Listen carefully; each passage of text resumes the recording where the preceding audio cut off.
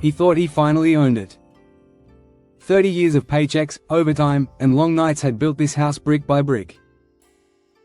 But that January envelope hit like a gut punch: property tax due. The words reminded him that even when the mortgage is gone, you're still renting your home from the county. $2,000 here, $3,000 there. It never stops. But in 2026, everything could change. Florida voters will decide whether to erase property taxes on primary homes forever, rewriting the idea of what it means to own a house. Imagine checking the mailbox and finding nothing owed. No county bill. No reminder that ownership comes with a price tag.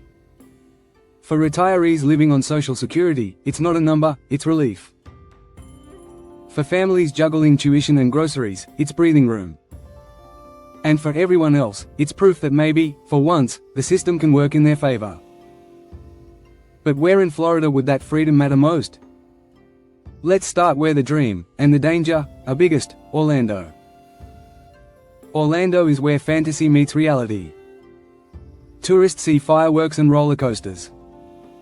Locals see a city where homeowners hand over nearly $2,400 a year on a $300,000 house. Take that line off the ledger, and suddenly a family saves $50,000 over 2 decades. That's college tuition or early retirement. But freedom brings frenzy. The moment the vote looks real, demand will explode. Realtors will talk about pre-vote prices the way stockbrokers talk about IPOs. Homes that once lingered for weeks will vanish in hours. Orlando will become ground zero for the new Florida gold rush. And under the glitter hides a question: when the money stops flowing into the county, what stops flowing out? Yet the city keeps pulling people in. Behind the theme parks lies a growing tech corridor, hospitals, and universities. It's not just a tourist stop anymore, it's a full-scale economy. Erase property taxes, and Orlando could transform from a place people visit to a place they stay. The gamble is timing. Those who buy early might watch equity soar. Those who wait might watch from the sidelines. North, in Ocala, peace still has a price. Horse pastures stretch to the horizon, homes cost around $283,000, and property taxes average $2,400 a year. For a retiree, that's a month of medicine or food. Wipe it away, and Ocala becomes a refuge.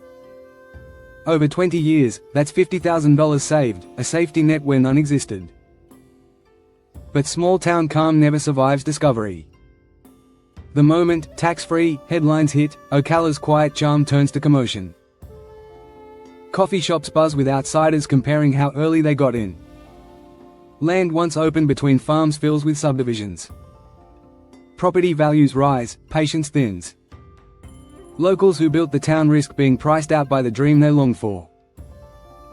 Still, Ocala's appeal runs deeper than profit.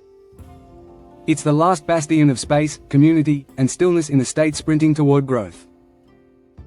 For many, that's priceless. If the vote passes, Ocala could either bloom or burst, but no one doubts it will change forever. Drive south to Lakeland, the overlooked gem between Tampa and Orlando. Its median home price sits around $215,000, with property taxes under $1,900 a year. Already one of Central Florida's most affordable cities, remove that bill and it becomes irresistible. Lakeland feels like small-town America with city access. Sunrise glints off the lakes, farmers markets line Main Street, and neighbors still wave. But change travels fast down I-4. Once property taxes vanish, Lakeland's secret won't stay hidden. Families priced out of Orlando and Tampa will race here, chasing affordability. Houses will flip faster than the signs can change. For locals, it's both blessing and burden, equity rising, costs creeping. The charm that drew people here might be the first casualty of success. But for now, Lakeland stands poised, peaceful, affordable, and one vote away from transformation. Then there's Tampa, vibrant, booming, expensive. The average homeowner pays $2,600 a year in property taxes, not counting insurance or HOA fees. Erase that, and the city's skyline turns into a symbol of opportunity. Over 2 decades, homeowners save more than $50,000. For retirees, that's freedom. For working families, that's stability. But Tampa never moves quietly. The moment the ballot passes, bidding wars will erupt. Real estate agents already sense it. The city thrives on reinvention, each hurricane, each crash, each recovery teaching resilience. But this shift could test even Tampa's balance. Without property tax revenue, local budgets tighten. Police, schools, and infrastructure brace for cuts. Still, most residents focus on the personal math. They'll take the risk. Because freedom, even uncertain, feels better than another January bill. Jacksonville, Florida's giant, sees it differently. It's the largest city by land, stretching from ocean to pine forest. Median homes hover near $280,000, taxes around $2,800 a year. For families scraping by, that's a heavy burden. Remove it, and Jacksonville becomes a haven for middle-class America again. Its beaches, its river, its jobs, it's already livable. Without taxes, it becomes magnetic. But scale cuts both ways. A city this big can't pivot overnight. Raise billions in revenue, and some neighborhoods could feel it first: slower services, higher fees. Still, Jacksonville's identity is resilience. The locals know how to adapt. To them, the vote isn't a gamble, it's a chance to rewrite the rules before someone else does. Farther south, Fort Myers carries scars of Hurricane Ian.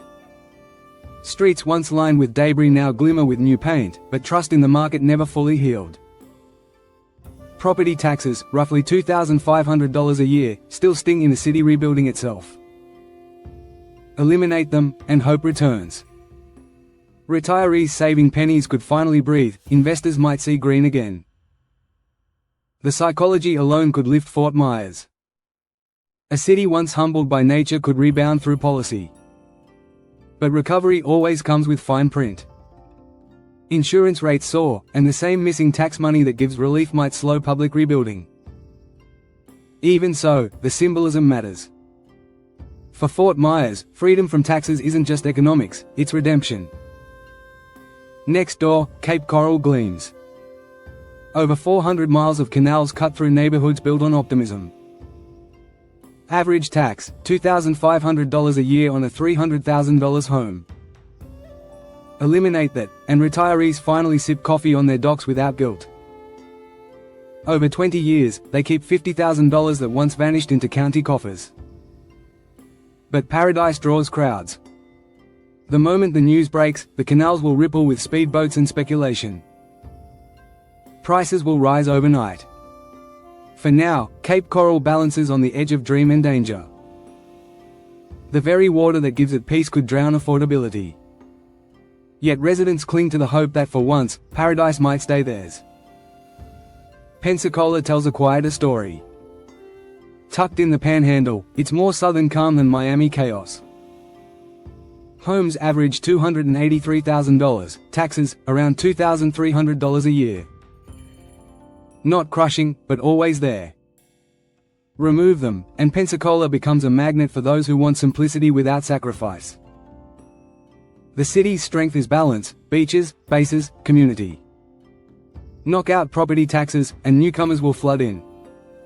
Locals sense it already, this peace won't last forever. But for retirees seeking calm, the gamble is worth it. Pensacola might lose its anonymity, but not its soul. Sarasota, though, lives in a different world. The jewel of the Gulf, its homes crest $400,000 and taxes top $3,000 a year. For retirees, that's real money. Remove it, and Sarasota turns from luxury to legend. Artists, retirees, investors, all will race to own a slice. But every boom carries a shadow. When wealth arrives, so do consequences: rising prices, shrinking inclusivity. Sarasota will shine brighter than ever, but not everyone will stand in the light. Finally, Palm Bay, the underdog along the Space Coast. Median home, $278,000, taxes, $2,000 a year. Affordable, peaceful, often ignored. Take away property taxes, and Palm Bay becomes the proof that Florida's dream still belongs to ordinary people.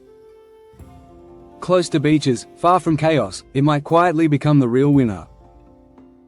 Families will move for opportunity, retirees for peace. Developers will see dollar signs. The trick will be holding onto identity while growth barrels in. But Palm Bay has weathered quiet change before, and now it might lead the revolution. As 2026 nears, tension builds. Billboards flash "Vote yes for true ownership." Talk shows buzz with arguments. Economists debate in endless loops, growth versus governance, liberty versus loss. Counties warn of deficits. Residents picture freedom. Two fears collide, losing what they have, or missing a once-in-a-lifetime chance to live unburdened. In Orlando, campaign rallies fill parks. Teachers worry about funding, retirees dream of relief. Ocala holds town halls so packed that chairs spill into parking lots. Arguments blur into emotion. People aren't talking taxes, they're talking dignity.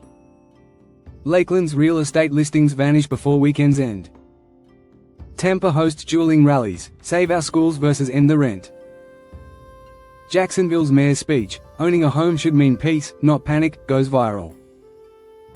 The slogan becomes a movement. By summer, Fort Myers hums with optimism. Cape Coral's docks fly campaign flags. Pensacola's porches debate the unknown. Sarasota hosts elegant fundraisers, Palm Bay prints homemade signs. Across Florida, one truth unites everyone: this vote isn't just about money, it's about meaning. And when November comes, the state holds its breath. Polling stations glow under palm-shadowed lights. Couples clutch coffee cups, retirees stand smiling in early morning lines. Ballots slide through scanners like heartbeats.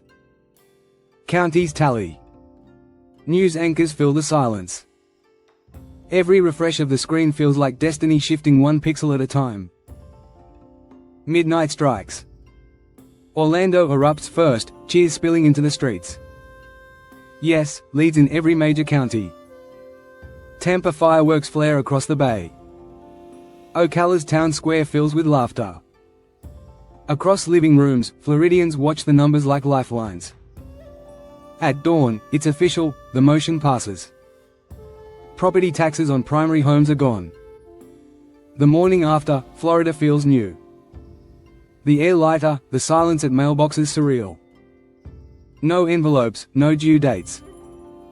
In Orlando, a retired couple clinks coffee mugs in disbelief. In Ocala, a small business owner tears up the old tax notice pinned to the fridge. Lakeland parents calculate savings with teary smiles.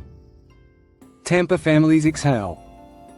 From Jacksonville's riverfront to Cape Coral's canals, a single emotion spreads: relief. But victories always carry weight. Counties scramble. Budgets collapse into meetings.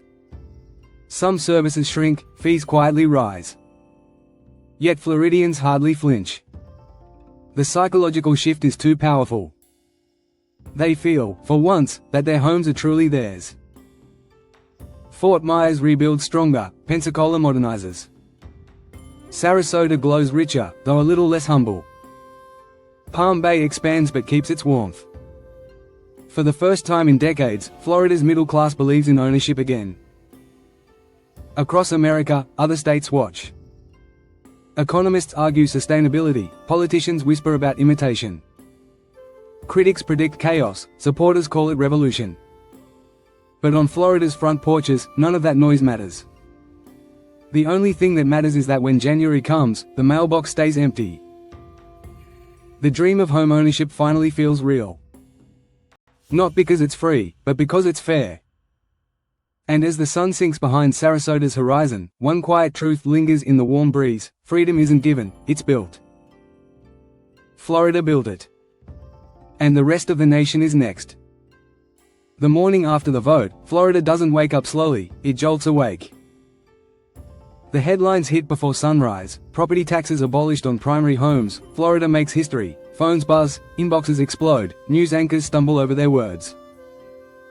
For decades, property tax had been untouchable, as permanent as gravity. Now it's gone. And just like that, the game board changes for everyone. In Orlando, the cheers echo long after dawn. People step onto their driveways, look at their houses, and feel something strange: ownership without conditions. It feels unreal. Real estate offices open early, flooded with buyers. Out-of-state investors call non-stop. Prices tick upward by the hour. One broker compares it to a gold rush, but quieter, smiles instead of shovels. Yet amid the celebration, city officials gather in urgent meetings. The school district's funding projections collapse in real time.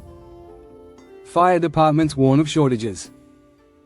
The mayor's office promises creative solutions, but residents don't want to hear about cuts. They want to celebrate. For the first time, they feel like the house they paid for actually belongs to them.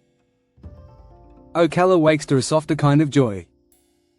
In neighborhoods lined with oaks, retirees stand on porches clutching coffee mugs, whispering disbelief. For people who've lived on fixed incomes, $2,000 a year feels like a miracle. But local leaders are nervous.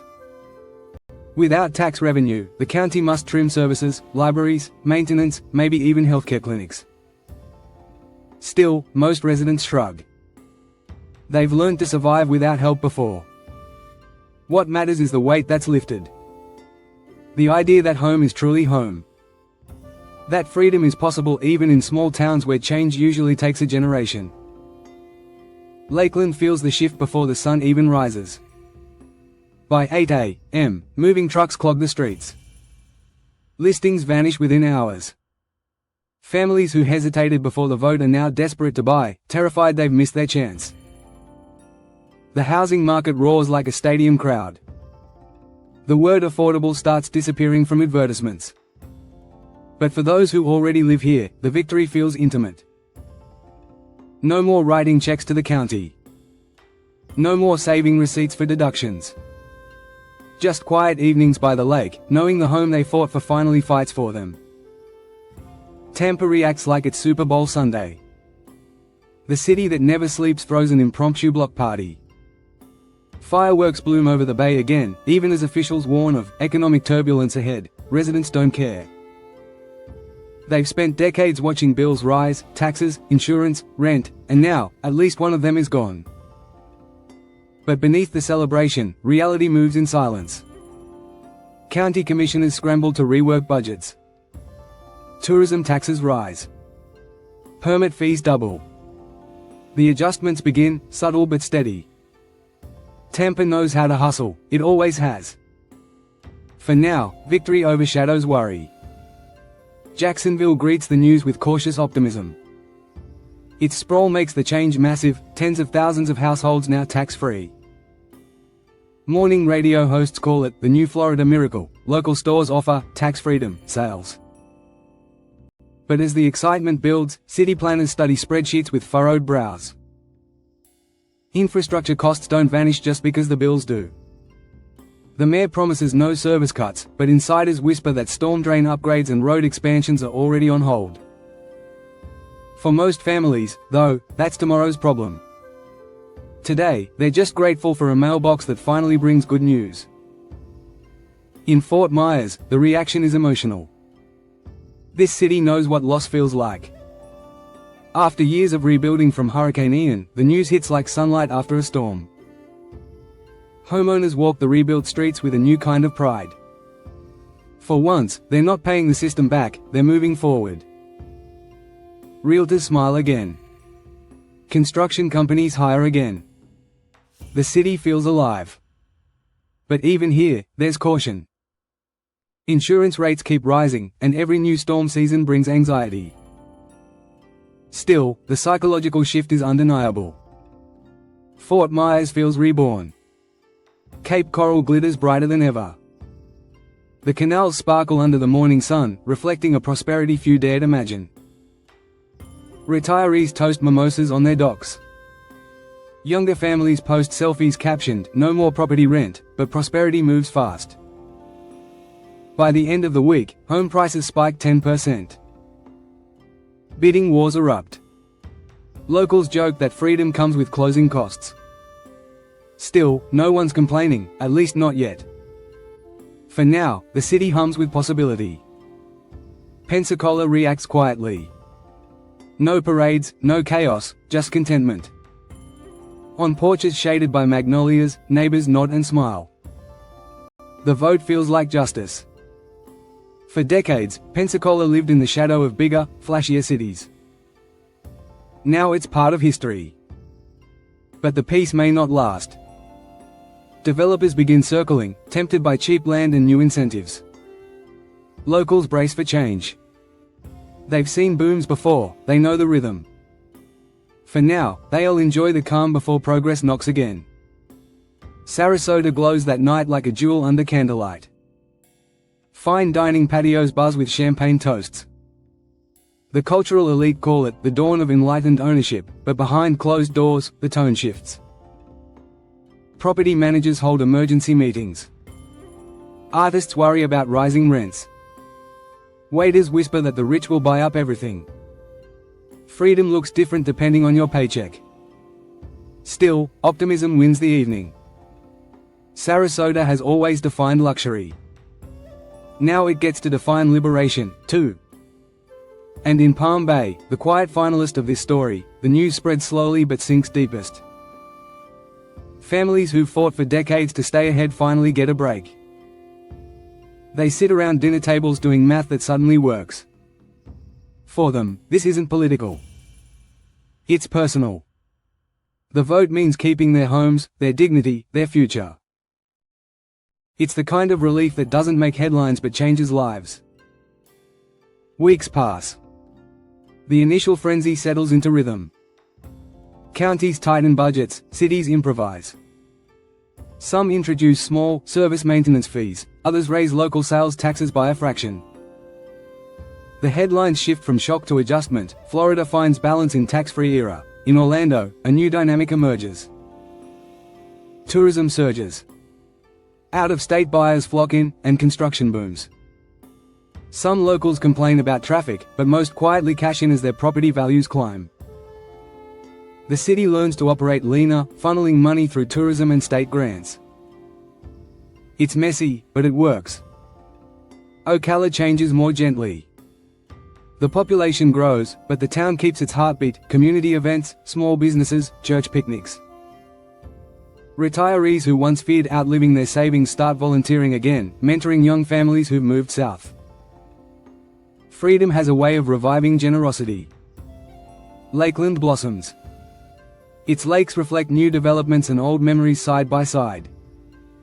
The city becomes the blueprint for balanced growth, affordable, organized, and still recognizable. People start calling it Florida's best kept no longer secret. Tampa's economy roars. New companies move in, lured by the promise of happier homeowners and lower overhead. The skyline fills with cranes. Some critics call it reckless, residents call it renewal. The city learns to live on creativity instead of taxes, monetizing tourism and innovation instead of bureaucracy. Jacksonville evolves into a powerhouse of adaptation. Neighborhood associations take on roles once handled by city programs. Communities fund their own parks and libraries. At first it feels odd, then empowering.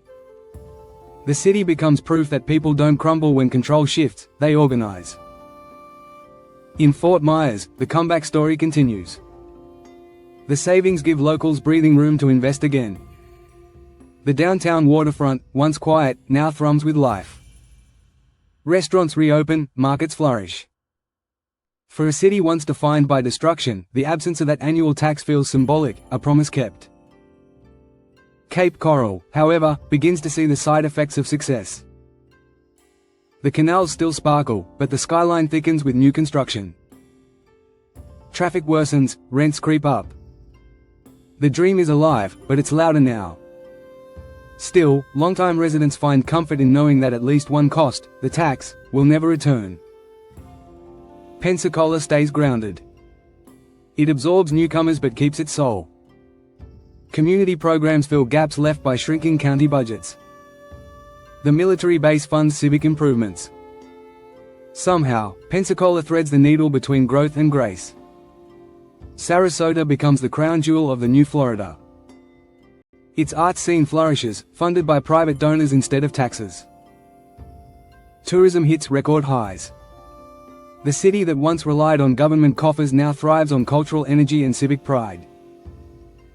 The retirees who dreamed of peace find it again, perhaps not in quiet streets, but in the knowledge that their effort wasn't wasted. Palm Bay evolves too, quietly but steadily. With its affordability and new tax-free appeal, it becomes the working-class success story. Families from across the country move in, bringing new energy and opportunity. For many, Palm Bay becomes proof that Florida's freedom isn't reserved for the rich, it's shared. By the first anniversary of the vote, the transformation is complete. Florida is no longer just the Sunshine State, it's the ownership state. Real estate markets adjust, counties innovate, and life goes on. But something fundamental has changed.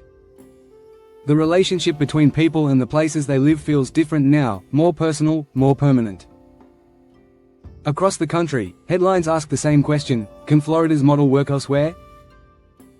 Politicians in Texas, Arizona, and Nevada study the blueprint. Economists warn of risks, citizens dream of replication.